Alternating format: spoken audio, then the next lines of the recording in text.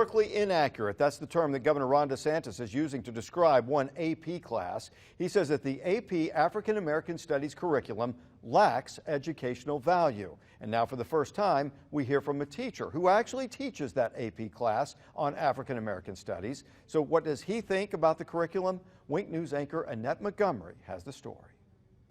Right here on the College Board's AP website, the pilot AP African American Studies class is designed to offer high school students an evidence-based introduction to African American studies. 60 schools nationwide are participating in the pilot program. Among the teachers, Louisiana's Emmett Glenn, who teaches the class at Baton Rouge Magnet School. He told me parents and students who are involved love it. I have African American students, of course. I have white students. I have Asian American students. I have Muslim American students. I have a very diverse group within my class. And Glenn said there's so much interest, not because of history, but because of current events. So I think with the events that happened with George Floyd and those unfortunate events, actually in Ahmaud Arbery, Breonna Taylor, those events, has sparked something in young people to want to know more about where do these events fit in the greater history of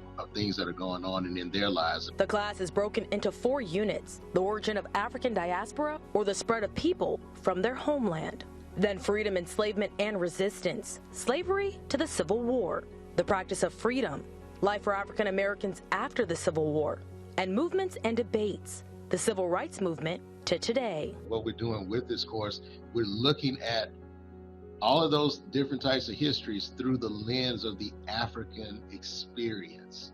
That's the only difference. And what did African people experience from a world standpoint? Glenn told me he believes students need to learn all of African American history to understand its impact on the world. Experience has taught him that most people associate African American history as starting with slavery. If you really look at it, and one of the things of studying this course is studying that early African history and what's going on there with the African kingdoms and civilizations pre-colonial, we tend to see that slavery itself was a recent phenomenon in the sense of what we understand slavery in the Western Hemisphere.